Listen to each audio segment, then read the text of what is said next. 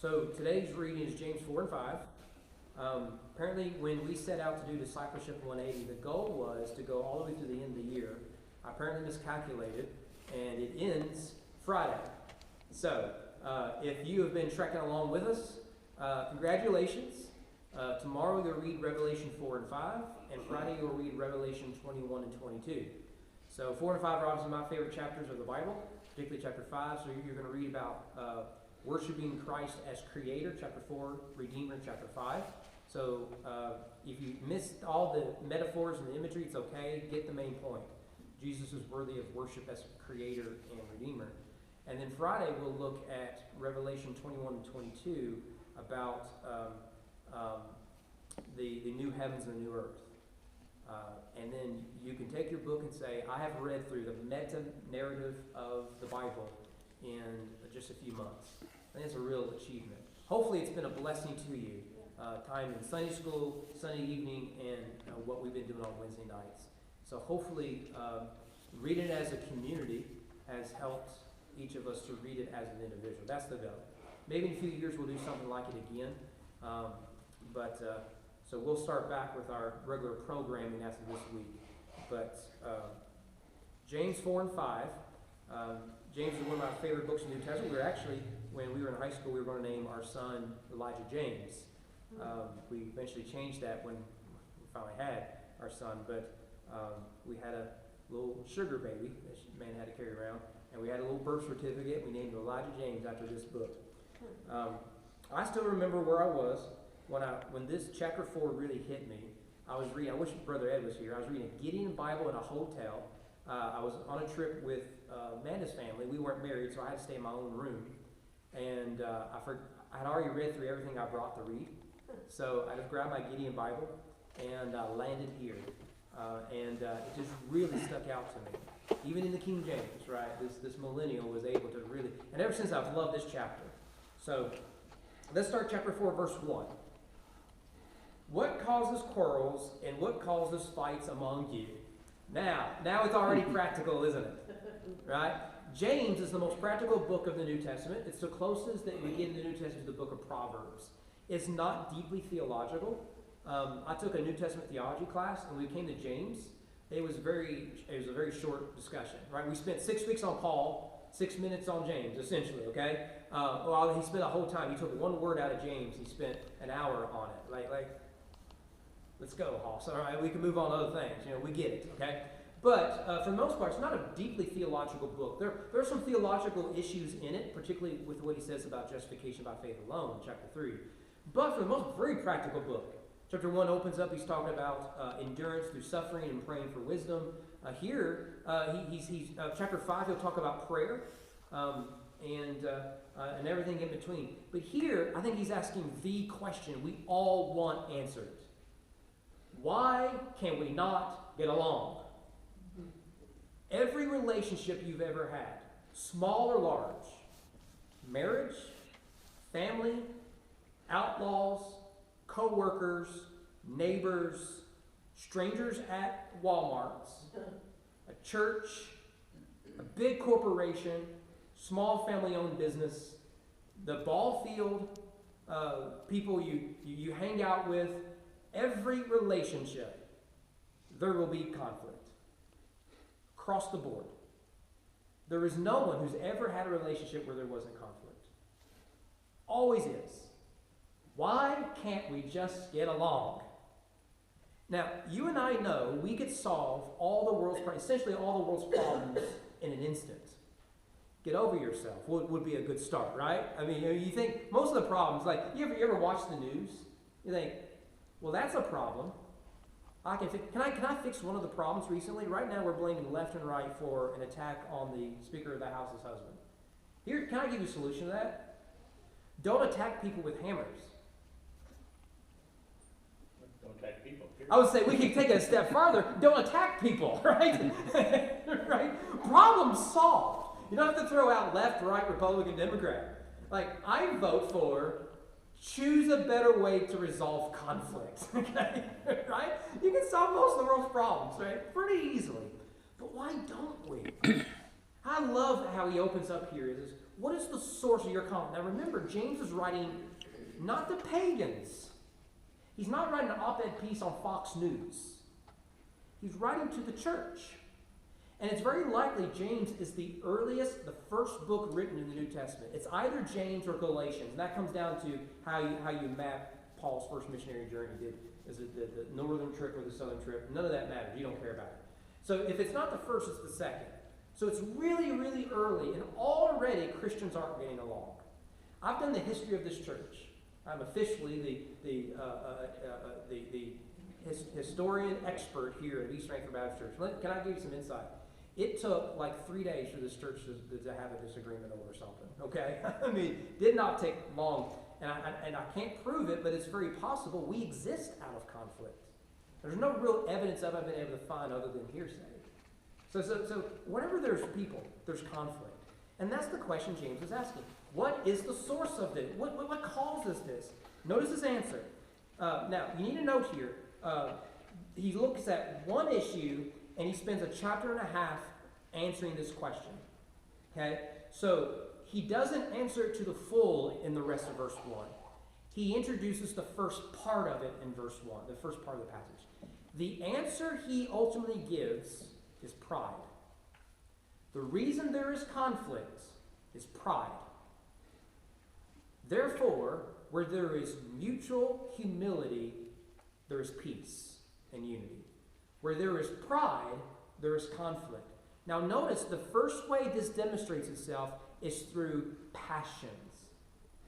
Unquenched, uncontrolled passions. So, there it is. What causes quarrels and what causes fights among you? Is it not this? Your passions are at war within you. Notice that where you are inwardly affects you outwardly. It's like Jesus saying, out of the abundance of the heart, the mouth speaks. So your words reflect an inner reality that are demonstrated on the outward life. So you have passions within you that are at war within you. And at some point, it's going to come out.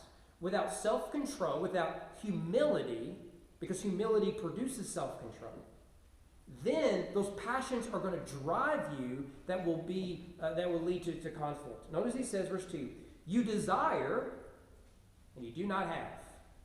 You see it there? Now, is there wrong with desire? No. When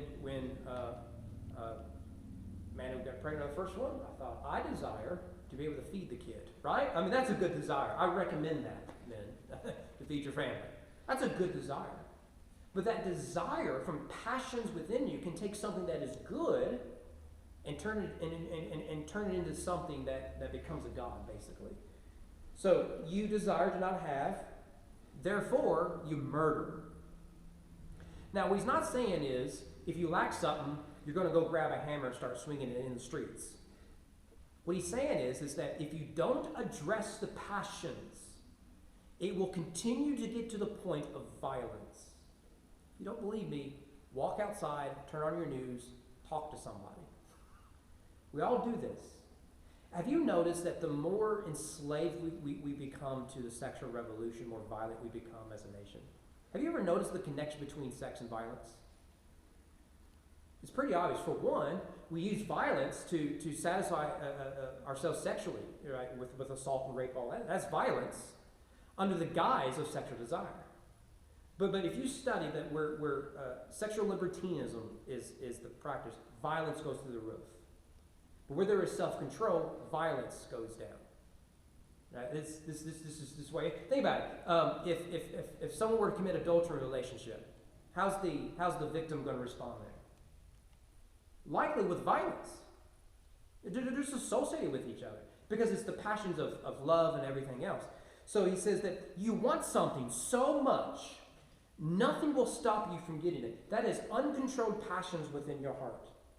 You covet, so this is parallelism. You desire and don't have, that's called covetousness. It's the 10th commandment.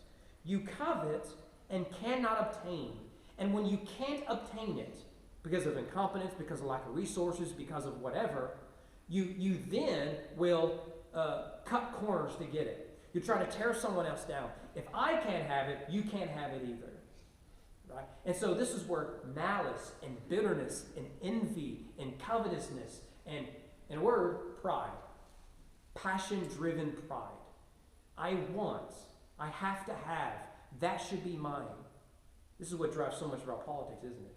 It's not fair they have that. It's not fair that they have those opportunities. Not fair that that state's doing better. It's not fair that them and this. It's this very thing of covetousness. So you covet and cannot obtain, so you fight and quarrel. Notice this. You do not have because you do not ask. Why would you not ask? Don't think you need to. Pride. So James is saying, as you'll see here, the things you should ask for, which is an act of humility, you refuse to because you think you're entitled or are personally capable of getting it yourself. So you don't ask. Then notice where he goes. Verse 3, you ask and do not receive. So you don't ask for the things you should ask. You ask for the things you shouldn't ask for. In fact, that's what James says. Because you ask wrongly to spend it on your passions. How many of us have prayed a prayer, God do this and I will blank? We try to bargain with God. How many times, if God does those things, do we live up to our end of the bargain? Very rarely. Very rarely. We hear these testimonies all the time. That's not how saving faith happens anyways. But nevertheless,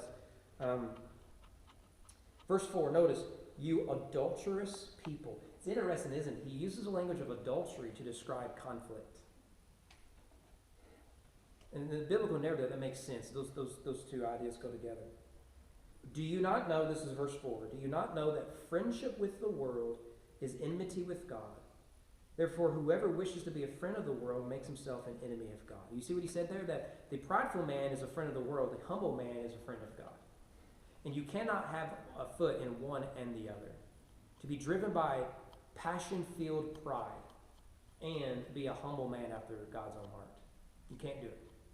So either we war against our passions in an act of self-control, spirit-led self-control, or we war against righteousness. And that will always lead to conflict. People who surrender the gospel and godly living will live lives of conflicts. And this should be obvious to us all.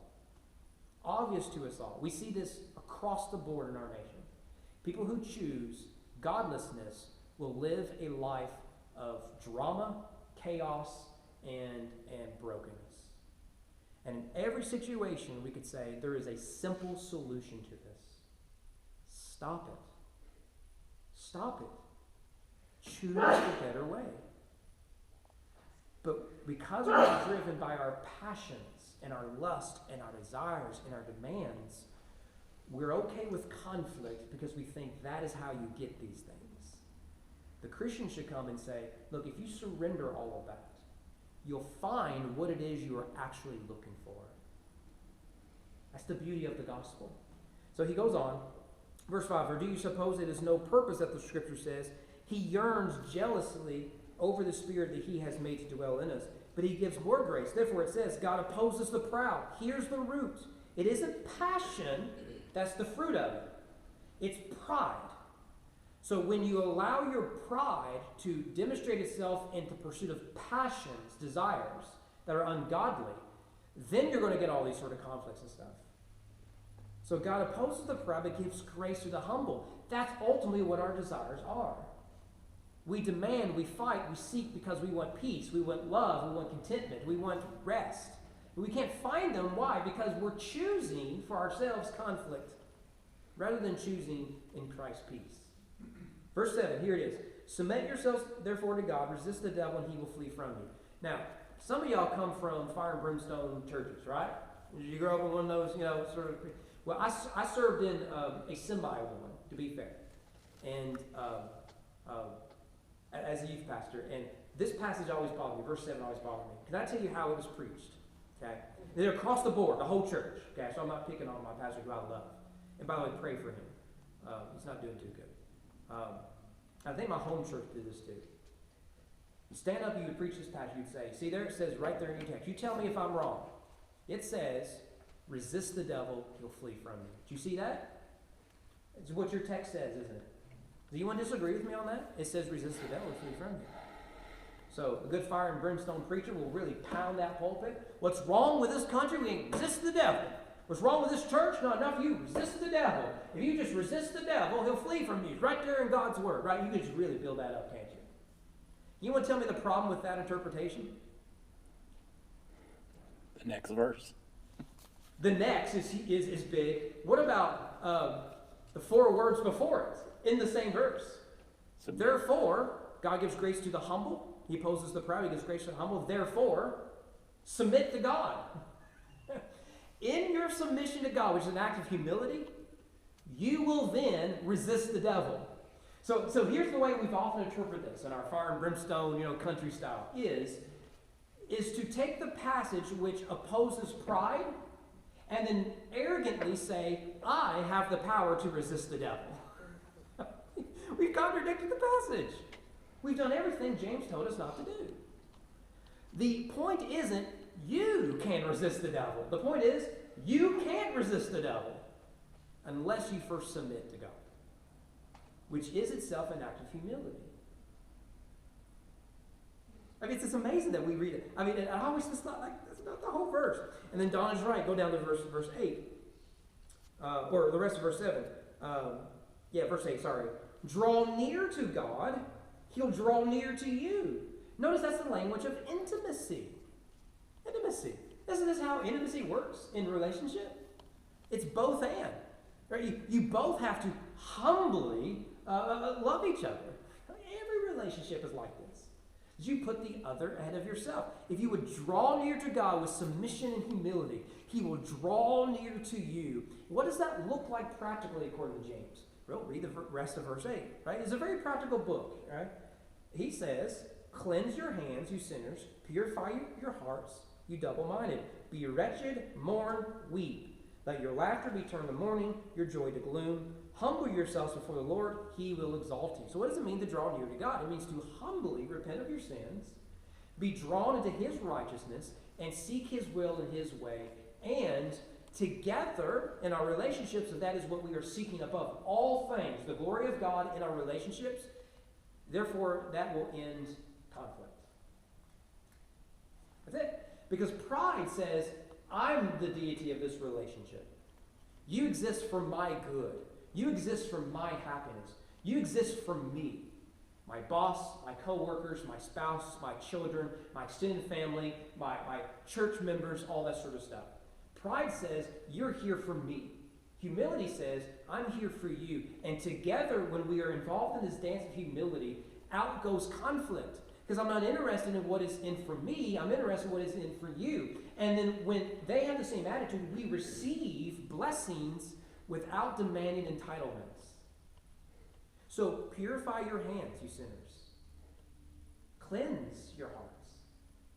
Weep, mourn. Let your laughter turn to mourning.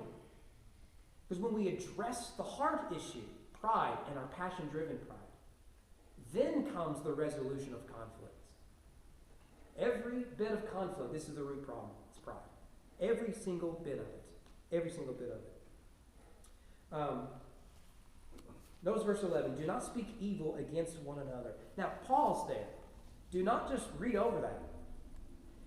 If we tried this as a country, how great would social media be? It would be overrun with grandkid pictures and the good stuff. Look, I was in the attic looking at old photos. Bam! Right?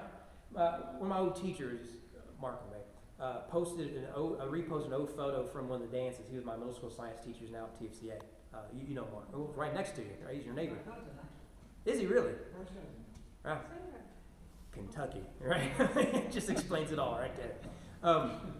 But it was from when I was in middle school. And I knew everyone in that picture, and I was like, please don't let me be in there, right? Please, because I don't know, And we love those old pictures. But what do we turn social media into? Exactly what we've turned our lives into. A place to complain and whine and speak evil of each other. What if we all, as human beings, simply practice, do not speak evil against one another? So simple, right? You do not need a degree to figure that out. If you speak evil about someone or against someone, do not act surprised when they return the favor. This is the way sin works. Yeah, Donald. What about speaking evil against yourself? Don't do that either. If you have the righteousness of Christ, see yourself as Christ sees you in repentance. Imputation. Doctrine of imputation. Just taught my homeschool students that. Yeah. Yeah. And so that's what the devil wants, is the lies and accusation. Is, I'm stupid, fat, ugly, no one can love me. And here comes Christ says, I bled for you. What do you mean? Leave that stuff. Stop speaking evil. Period. Just stop it. Going down to verse 12. Or rather, verse 11. Do not speak evil against one another. Brothers, right, these are Christians speaking this to each other. The one who speaks against a brother or judges his brother speaks evil against the law and judges the law. This is Don's point, is that if you believe Christ, you will not do this against yourself or others. They are made in the image of God, and Christ offers his blood to them. If you judge the law, you are not a doer of the law, but a judge. There is only one lawgiver and judge, he who is able to save and to destroy. But who are you to judge your neighbor? Right? That's the issue, is again pride. We speak evil against each other. So, passion-driven of pride leads to conflict. A sense of superiority by which we stand over someone in discrimination, judgment, bigotry, whatever, is itself driven by pride. The pride is the issue here. He seems to bounce around, but the uniting issue is that of pride. Go down to verse 13. Come now who say, today or tomorrow we will go into such and such a town and spend a year there in trade and make profit. You do not know what tomorrow will bring. What is your life? You are a mist that appears for a little time and then vanishes. Instead, you ought to say, if the Lord wills, we will live and do this or that. As it is, you boast in your arrogance. All such boasting is evil. Whoever knows the right thing to do and fails to do it, for him it is sin. Clearly, the issue is pride, right? All such boasting is evil. Pride is the issue here. Now, notice what he said there. The problem is with pride is you think too much of the future that you act like it's already the present. That's his criticism, right? We're going to come back to this. Yeah, we'll come back to it. So he says, you think too much of the future as if it is your present. That is that you can control this. Tomorrow, we're going to make X amount of sales, and then we're going to expand the business, or we're going to enroll the kids in the Harvard, or I'm going to finish my degree, and I'm going to start a business and do this. Yeah. Or build bigger barns. Yeah, yes, right, yeah. You fool, today, judgment is upon you. Yeah, you go and build bigger barns. And what James encourages us to say is, if the Lord wills. So now, he's not being critical of planning for your future. You should probably do that, right? So if you're going to get married, you should probably plan a wedding, right? That may make sense, right? There's nothing against about being wise and to make plans. The issue is that you see your plans are a foregone conclusion, as if you are the Lord over your future and over the future in general. And that is rooted in pride. And what you'll find is that ambition that ends, you will do anything in order to get to the ends. So what you'll say is the means will justify the ends. I'm going to make these sales. I'm going to have this sort of family. I'm going to do this or that. What you'll do then in your arrogance is you will miss your actual present and the people around you. And that will drive you more than righteousness here and now. And James' point is, you have no idea what the next 10 minutes is going to look like. How many of us made some wild plans in late March of 2020? That was foolish, wasn't it? How many of us banked our retirement in 2020 and all of a sudden it just tanked? How many people woke up on a beautiful Tuesday morning on September 11th, 2001? That was a normal day. The country came to a halt. You don't know the future. Now that's scary to us, but it should draw us towards faith because we may not know the future, but God does. And God is the sovereign one, and if we will humbly submit to him, we will trust him with our plans, but be flexible with his will. It may not be God's will for you to finish that degree. It may not be God's will for you to have 10 kids, right? It may not be God's will for us to accomplish this or that. It may not be God's will. That's okay. So this is why we say, if the Lord wills, we'll do this or that. Because that is itself an act of humility. Now remember that. He's critical of them for thinking too much of the future as if it is their present. What he does in chapter 5 is he's critical of them not thinking enough about the future and too much about the present. He flips it on us. If you just read the Bible, I think you'll be amazed at how well it is written. As you've heard me say 1,000 times before, it's almost like God wrote it. So start chapter 5, right? This is the strongest language James has across the board. This is actually what I taught on today at the Capitol. Come now, you rich. Barely I sound a D, it ain't going to be good. Weep and howl for the miseries that are coming upon you. Now remember, he just told us to weep and mourn. So again, do not read this as those rich people over there. He's not talking about those rich people. He's speaking to the church. And he just told all of us generically to say, submit yourself therefore to God, resist it, he'll flee from you. Draw near to God. What does that mean? Cleanse your hands, turn your laughter into mourning. And he speaks specifically here to those in the church who are wealthy and have used that wealth as a means of propping themselves up at the cost of other people.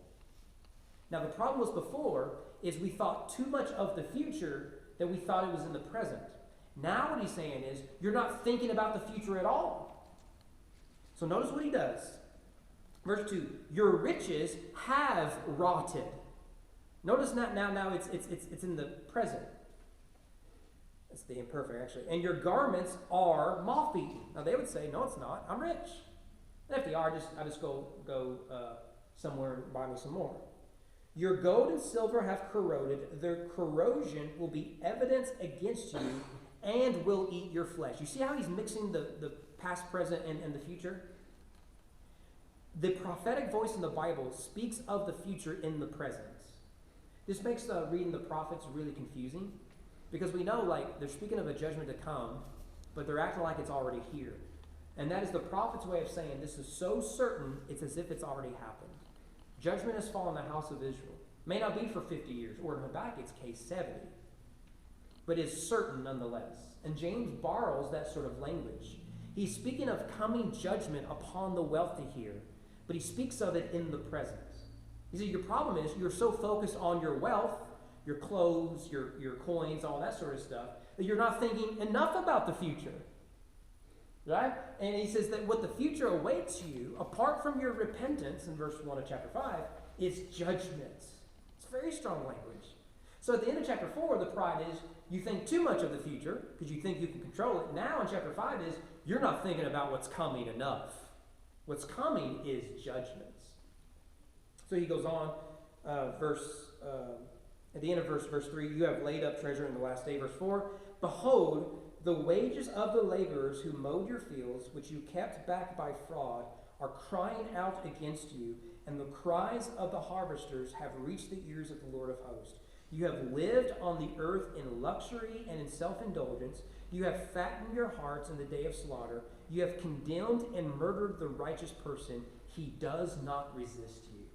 Now notice the real application here is you have people working for you. They are doing menial jobs. And the application here is just multiple. They're doing menial jobs, and you are withholding from them a worker worthy of his wages. You are profiting off of their labor. Rather, they should profit off of their labor. So you withhold what you should give them out of fraud. You work the system, whatnot, and then you profit off of that. Now, this is an indictment of slavery, isn't it? Slavery is to profit off the labor of someone else at zero cost to you, essentially.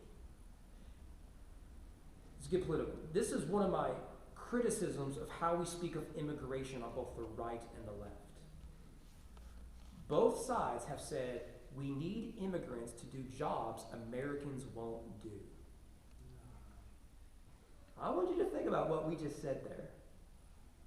You want to talk about a racist statement. It's that. It's that.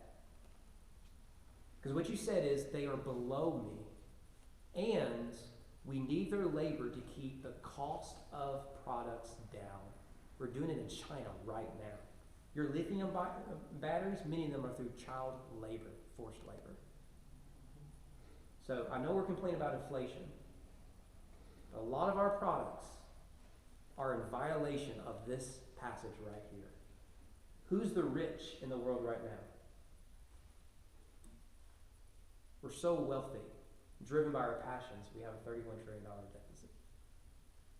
And because the whole world is dependent on our economy, we're not worried about it. Not, at least not as much as we should be. I mean, really think about what James says here. What we do as Americans is we think the wealthy are those people, without realizing God has been so good to you and I. Not one of us here is worried about paying our bills tomorrow. And we're living in luxury. No, I don't think the Bible has laid out that wealth isn't good or bad. It's the heart. There are righteous, wealthy people, Abraham. There are unrighteous, wealthy people, Pharaoh. There are righteous, poor people, Jesus. There are unrighteous, poor people, right? The issue isn't wealth, it's the heart. So here he says there are people within the church, at least the way I read it, who are under the judgment of God because they have failed to humbly see God has blessed them to be a blessing. The issue is generosity and justice. It's a really strong language that James has here. Let's move on. I'm probably in enough There's trouble. one thing too that's kind of a class thing. Mhm. It finally migrated down to builders in California. They hired people to take care of the yard and stuff. And they finally got passed a law you had to put a porta potty out there because there was another coming out. I mean, that's racist. Yeah, it's racist. And it's not race, it's Right, people.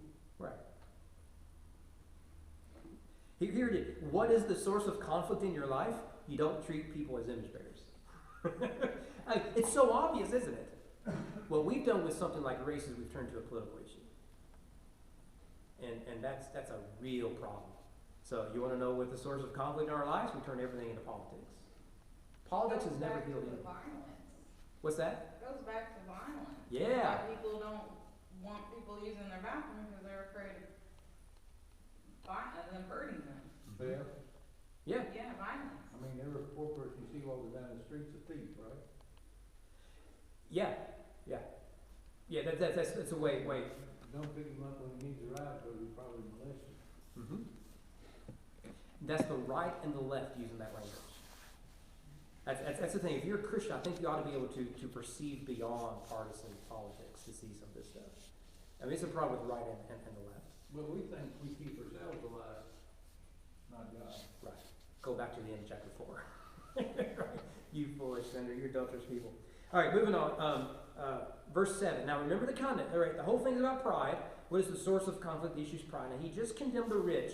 Now notice that the jobs he mentions are people who harvest and people who mow. Now notice what he does in verse 7. Be patient, therefore, which means this comes out of what he just said about the rich. Be patient, therefore, brothers, until the coming of the Lord. And remember, at the end of chapter 4, you're thinking too much of the future. Comes to chapter 5 the problem is you ain't thinking enough about the future, the ultimate future. And he looks at the rich and says, judgment is coming upon you. Enjoy while you can, because there is not a U-Haul behind a hearse. And what awaits you is judgment. And then he comes to those who are victims of that sort of system and way of life. And he says, endure, be patient, for the Lord is coming. He says that if you spend all your time, he's going to make this a big point, if you spend all your time whining and complaining about how I wish things were different and how it isn't fair, all this sort of stuff, what you're doing is what the rich have done. You are not looking into the future far enough because you don't really believe in God's justice. So he looks at those who are victims. And he's not saying it's okay that they are victims. He's saying that the way you live your daily lives is you keep your eyes on Jesus who is coming back. So, therefore, again, verse 7, be patient until the coming of the Lord. See how the farmer waits for the precious fruits of the earth, being patient about until it receives the early and the late rains. Now remember, he just mentioned the farmers, the harvesters, and the yard mowers. So I think he brings them right back here. I could be wrong with that. I think he brings them right back. Verse 8, you also, like those farmers, be patient. Think, you're patient when you're out in their fields for rains. You should be patient when it comes to the reign of Christ. Establish your hearts for the coming of the Lord is at hand. That is what changes everything. Do not grumble against one another, brothers, so that you may not be judged. Behold, the judge is standing at the door. Now again, do not overlook verse 9. At the root of a complainer is a prideful person. But we've convinced ourselves it's not that at all. What we've told ourselves is the person who complains is a victim. I want you to think about, why do we complain? We want other people to see that we are justified in our anger and resentment. The complainer is a selfish person. They're always bothering their boss. They're always blabbering on Facebook about this or that. They're always complaining about everything. Always, always, always. Why? Because I'm not making enough money. Nobody seems to like me. I wonder why. This and that, complaining. Who is the center of their conversations? Not you, or their neighbor, or their friend, them. Come join me, the complainer says, in my misery, and together we'll be happy. So he looks at those who are victims of injustice. He says, do not grumble, for you've become like the oppressor, who thinks the world revolves around you. You're better than this. Now notice what he just said there, is there's temptation, both the wealthy and the poor, with unrighteousness. And we justify our actions as righteous, because that's what the prideful heart does. We think it's all about me. No. Whether you're rich or you're poor, be generous, be kind, be patient. What lies at the source of all the conflict, it is pride. Complaining stirs conflict. Chances are, before you go to bed, you'll scroll through your Facebook, Twitter, Instagram, TikTok, whatever it might be, or you turn on the news, you'll see someone who's complaining about something. And you'll think, if they only knew, right? I had to walk uphill in 10 inches of snow, barefooted, right? To go to school 100 miles each and every day. You didn't hear me whine. You are now, right? I mean, right? So we respond to complainers with complaining. We think we're the center of the universe, and that just stirs conflict. How many times maybe your spouse or someone you love, they come home, they've had a bad day, and you think the way to fix their emotions is to remind them they could always have it worse. You think that was bad. Let me tell you about my day, honey. Oh, I'm sorry. I didn't realize this conversation was about you. It's pride. All in the guise of righteousness. That's what pride does. It's incredible, isn't it? What's the source of conflict? Remember this at our next business meeting.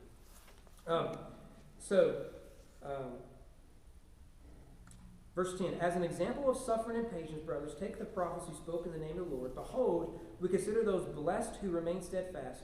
You have heard of the steadfastness of Job. You have seen the purpose of the Lord, how the Lord is compassionate and merciful. I trust you're familiar with the story there. It's interesting about Job is he loses everything except his wife, and it's his wife who wants him to commit suicide, right? It's tragic, and we are always critical of his wife. In a certain extent, that is justified. I don't think you should encourage people to commit suicide. Radical idea. However, put yourself in Job's wife's shoes. She has lost her children, her security, and now her husband.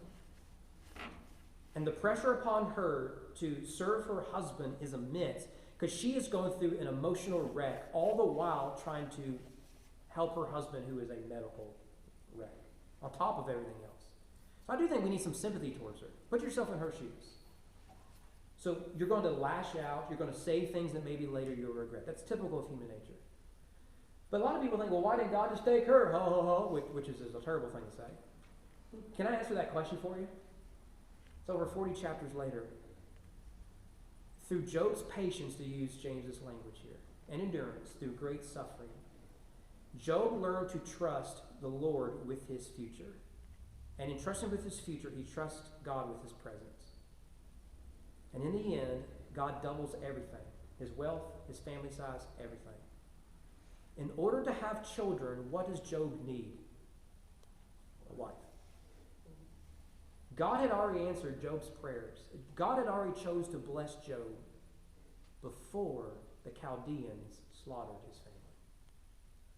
He saved his wife, knowing the future. So James points us to that story, a great story of suffering and injustice. So it may require us to sit in an ash heap and pick out boils, right?